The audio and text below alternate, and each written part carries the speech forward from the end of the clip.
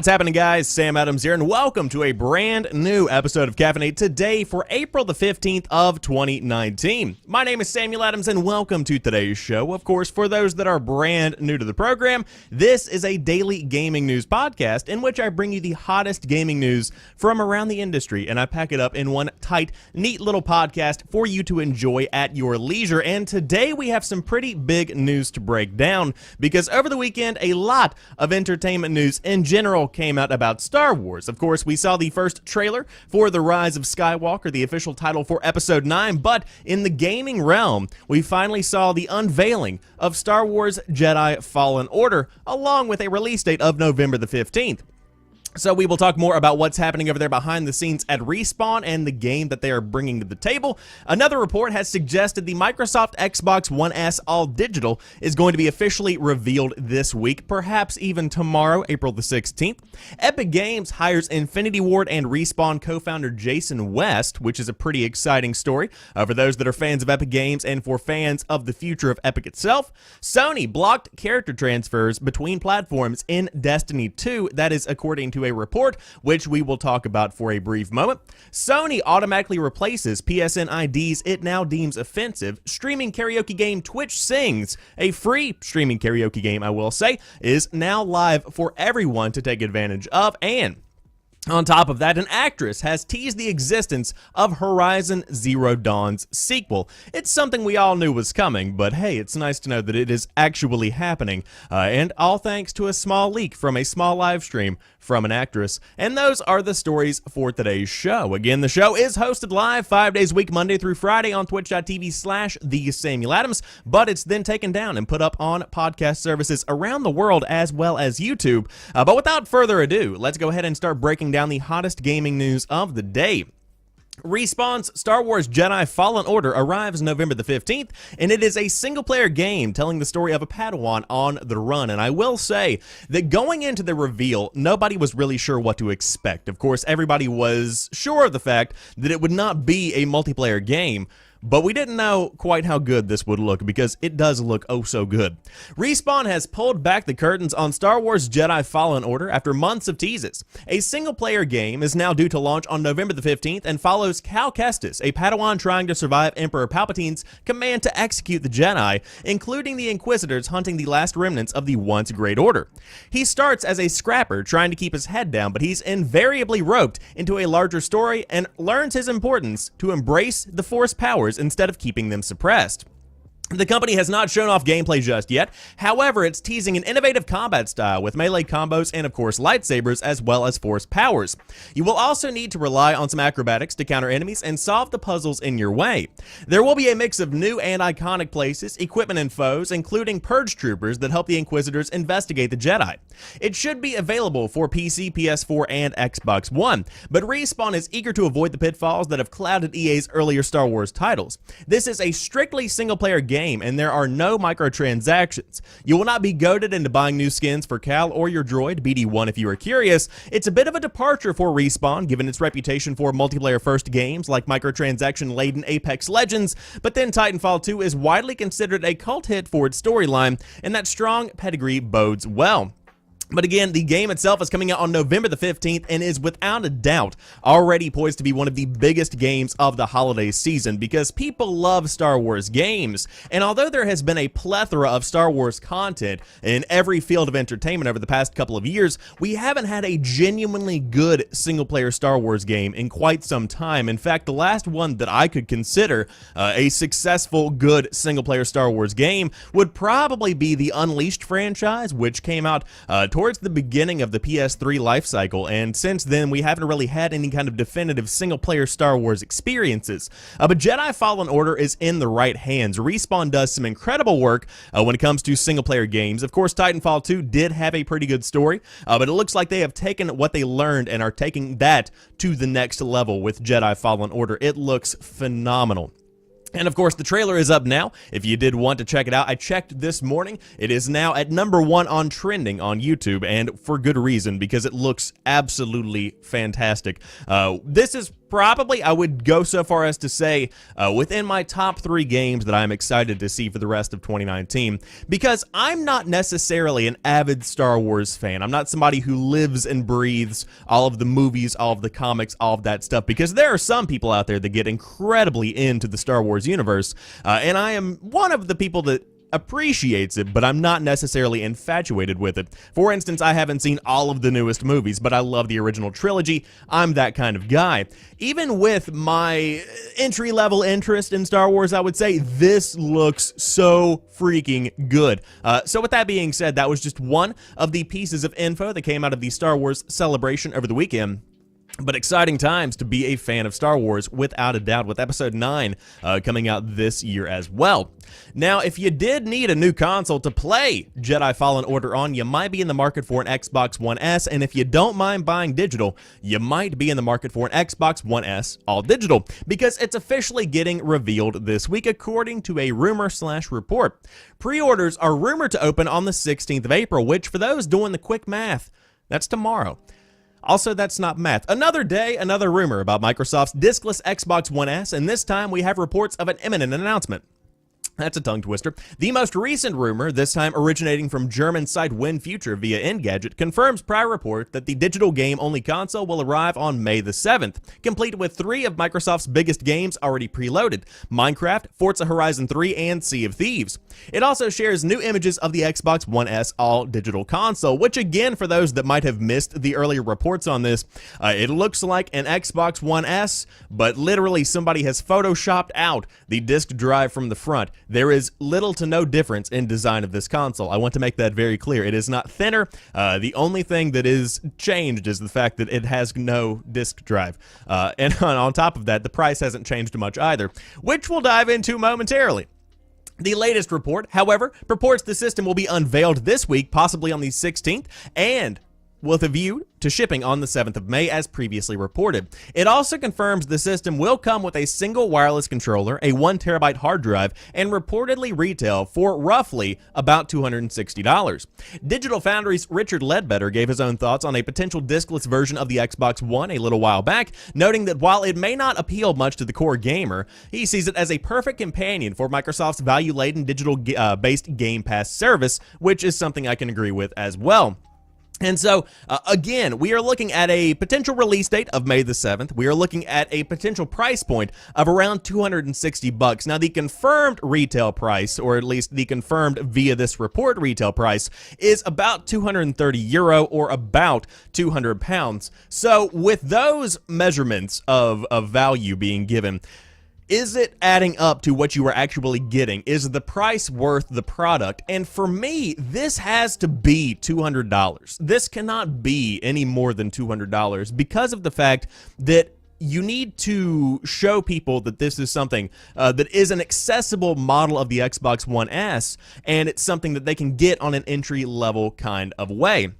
Of course, whenever you're talking about the price of an Xbox One S, traditionally, I think they run right around $300, but there has been pretty much, it seems like, a constant stream of sales that knock the price of that thing down to $250, roughly. And so whenever you're thinking about the value of the Xbox One S all digital, if you want it to line up with where people traditionally associate the price of an Xbox One, you need to be able to hit below that $250 price point, and I just don't think it's going to be able to do that, at least not right out of the gate. Now, if it does come out and it is sitting at $250 or roughly $260, then you can potentially run the same kind of deals that you are running with an Xbox One S and knock it down to about $200 whenever it is on sale.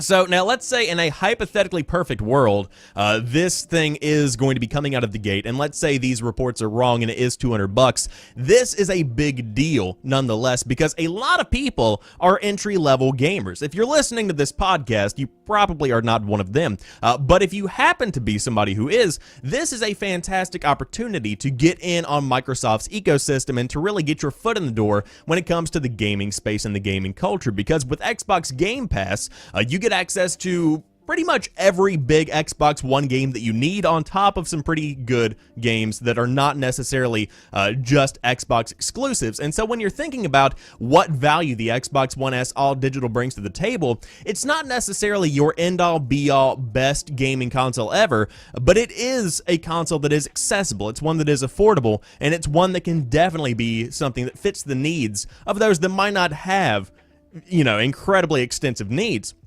And so I think there is a space for this, but again, I do want to reiterate that this is nothing more than an experiment. This is nothing more than a trial for Microsoft, because the next generation of consoles will not be diskless. You are going to be having some kind of physical hardware or physical, you know, media disc to put into your console, whether it be the PS5 or the Xbox One X2, whatever you want to call it. You are going to be having some kind of physical disc-based, you know, thing that you insert to play a game. But the next generation is completely and totally up in the air, and so the adoption of the Xbox One S all digital could be used as a measuring tool to see how interested people actually are in getting something that is a digital-only console, and I think that's really where the value of this does come from. So we will see. Again, it looks like the announcement is going to be coming tomorrow, which I think is a pretty good estimate of when you can expect this, if the release date of May the 7th is to be believed, and of course, I do think it should.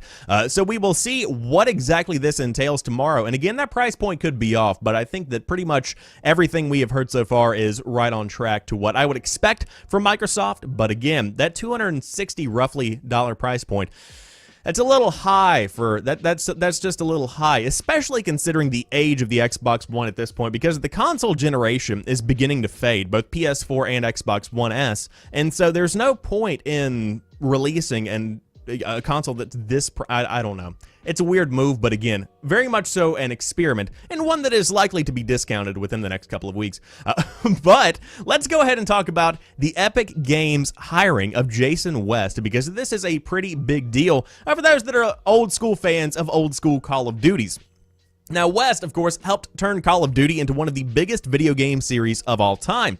Epic Games has signed another big name, but this time it is not a game, but a person, Jason West, who co-founded Call of Duty studio Infinity Ward with Vince Zampella and Grant Collier in 2002, and then split with parent company Activision under less than pleasant circumstances to launch Titanfall and Apex Legends developer Respawn Entertainment with Zampella in 2010. Word of the surprise hiring came from Game Awards creator and ever-present man on the inside, Jeff Keighley, who just tweeted it out. An Epic Games rep confirmed West hiring, but did not specify his role at the company, saying only that he is contributing to Epic's development efforts. He has been out of the game development business for a while now, having left Respawn in 2013, but he amassed an impressive list of credits prior to that, including as the engineer lead on the first 2 Call of Duty games, the project lead on Modern Warfare, and the director of Modern Warfare 2. Respawn's current big thing is the surprise Battle Royale hit Apex Legends, but a possibly even bigger thing is its upcoming Star Wars game, Jedi Fallen Order. And to make it very clear, this article just mentioned those to get you to click on these links, because again, he has not been really connected to that since 2013. But with that being said, a lot of good information here.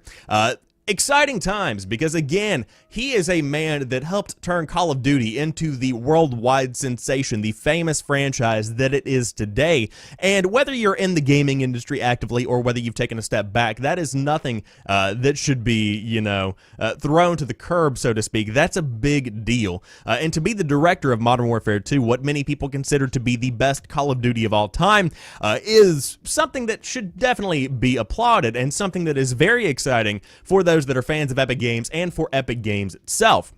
Now, the question is, what is he going to be doing? Who really knows at this point? We could speculate, we could say, you know, he's working on X, he's working on Y, whatever you might say.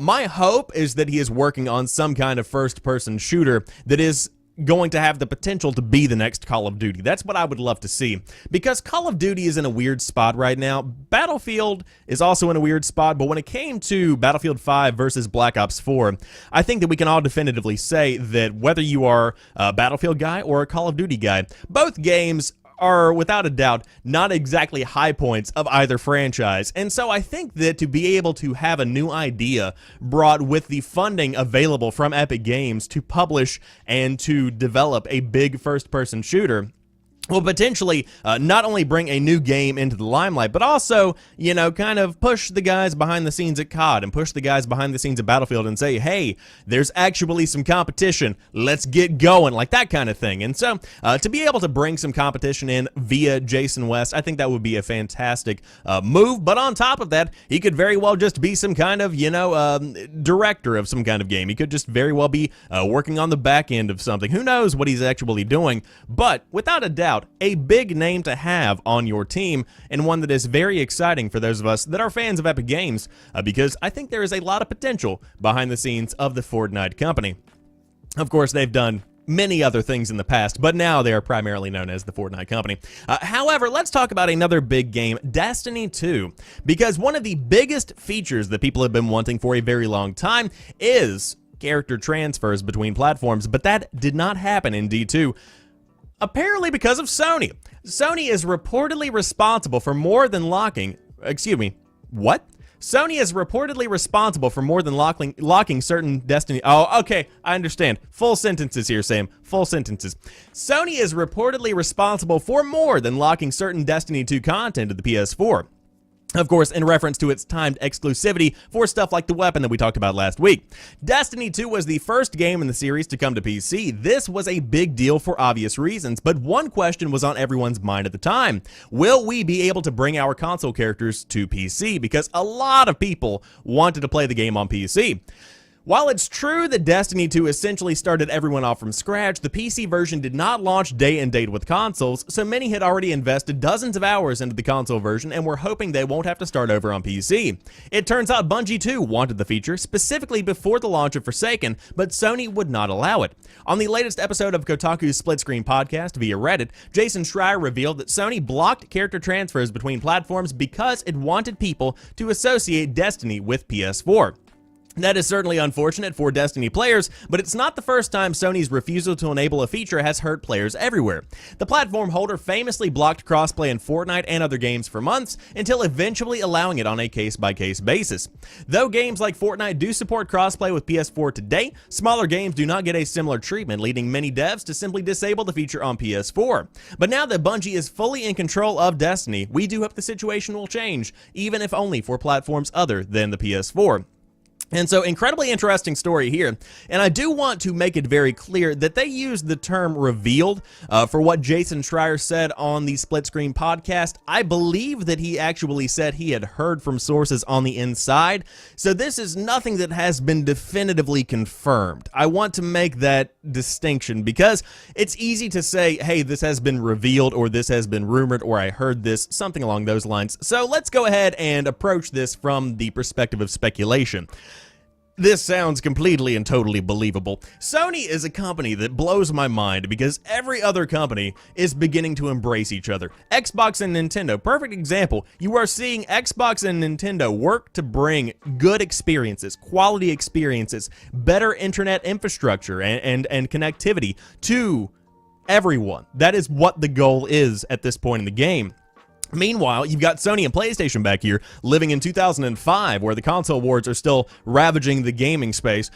That's not the way it is in today's day and age. You don't necessarily have to thrive via exclusives, and to be quite honest with you, the exclusives are what bring value to the PS4. The Xbox One X, by all means, if you were going based off of what console is more powerful, should be the bigger console in 2019, because it is much more powerful than the PS4 Pro. But exclusives and exclusive content deals are what bring people back to the PS4 time and time again, on top of also pretty good hardware and a good design for UI, but the console exclusivity is a big part of why people stick with PS4. And I understand why they would want to associate Destiny with the PS4, because that keeps people on the platform. And I think that it's worked fairly well in that regard, because whenever I do think about Destiny, I think about people playing on the PS4. Of course, it has grown a good bit, and more people are playing on the Xbox One, more people are playing on the PC. But interesting nonetheless to see that Sony definitely, probably, had some kind of hand in keeping the Destiny 2 character transfers completely and totally disabled.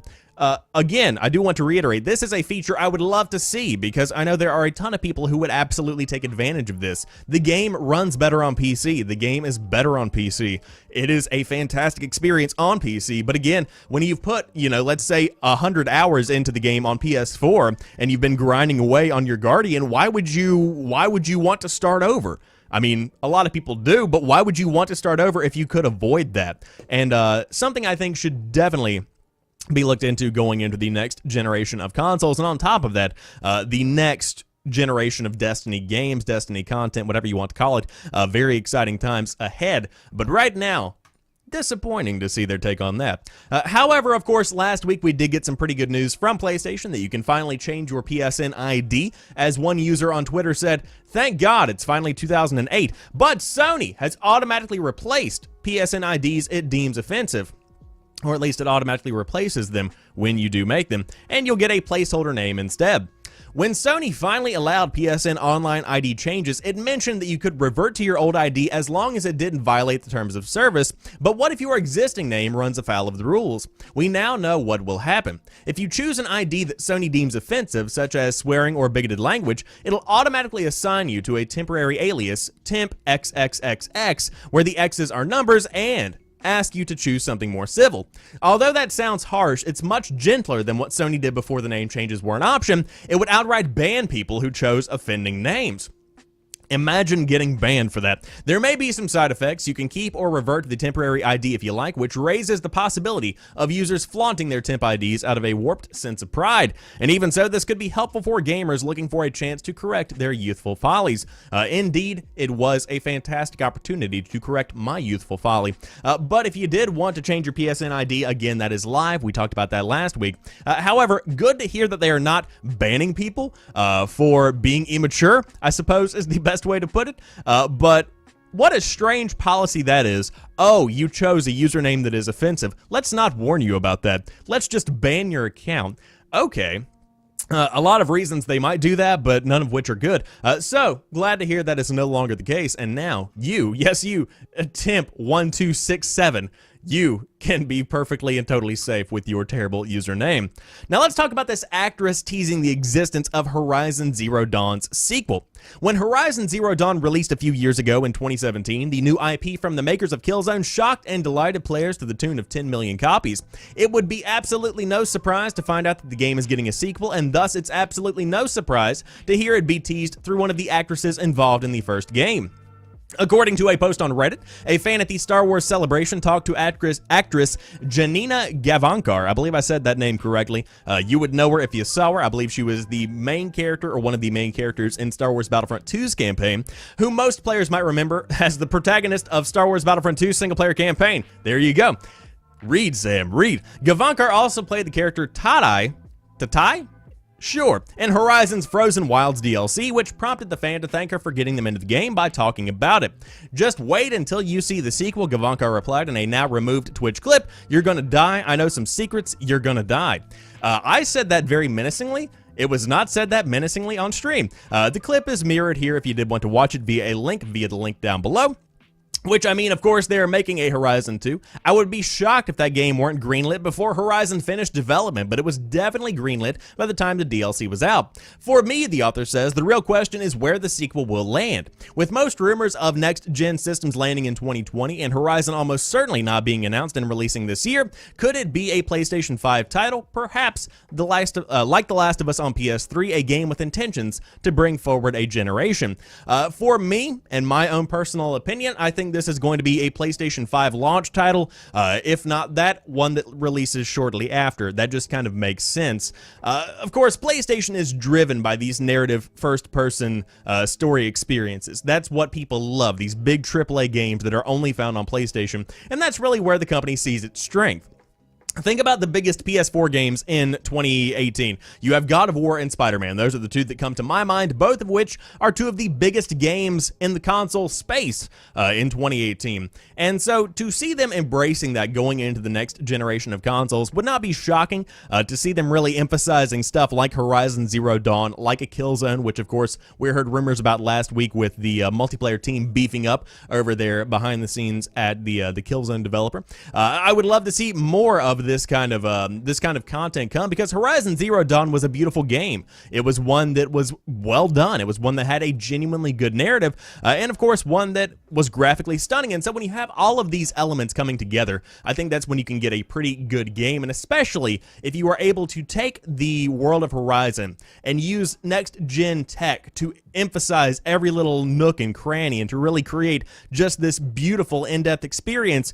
A launch title like that is a console seller.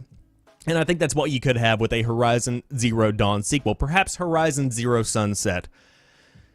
I hope that's not what they call it. But if you were curious as to whether or not they are actually making a Horizon Zero Dawn sequel, guess what? Number one, yes, duh. And number two, duh. But anyways, we will see what happens with that. But let's say you don't necessarily like the big AAA story-driven single-player games. Let's say you like streaming karaoke. And congratulations, Twitch Sings is out now for free for everyone. Twitch Sings, a karaoke game that is the first video game developed in part by Twitch itself, is now available as a free-to-play title on Windows PC. Emmett Shear, co-founder and CEO of Twitch, announced the release during his keynote address on Saturday at TwitchCon Europe in Berlin. Pause. If you did want a recap of that entire show, I broke down the biggest news, and the video is up now on youtube.com/SamuelAdamsMedia. Shear originally announced Twitch Sings back at TwitchCon 2018 in October, introducing it as a game that Twitch was developing in conjunction with Harmonix music systems, of course famous for stuff like Guitar Hero. I believe that might have been Rockstar. Hold on, or Rock Band. Hold on. Rockstar developed Grand Hero Rock 2. Harmonix. Hold on. Let's see. Rock Band, I apologize, I always got those two mixed up. Harmonix, of course, famous for Rock Band. It seems like a natural fit for both companies. Harmonix has more than 2 decades of experience making games, and Twitch, as a live streaming platform, puts the focus on the activity of streaming and the attraction of itself.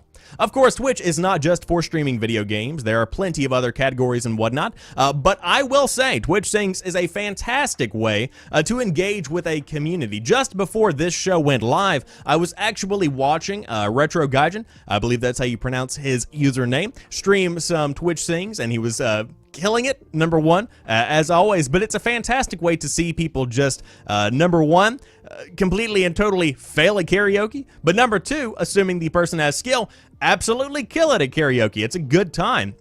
Because karaoke brings people together, and in an internet ecosystem such as Twitch, where you do have engagement, you have something of an audience, karaoke thrives just because of the nature of karaoke itself. And so if you are somebody who has a good set of pipes, this is, again, free, tons of good songs in there, saw a lot of Tenacious D, I can definitely get behind that. But if you did want to check it out, it's out now for everyone, and again, it is free, and it's a fantastic way to engage your community and really bring people together, and also probably bring a good bit of ridicule. Let's say you might not sing that well. Keep that in mind, but it is out now if you did want to dive into it.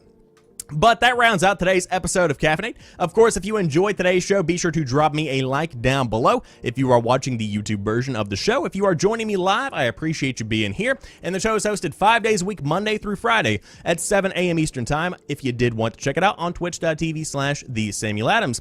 But until tomorrow, you guys have a fantastic rest of the day. I will talk to you soon, and peace.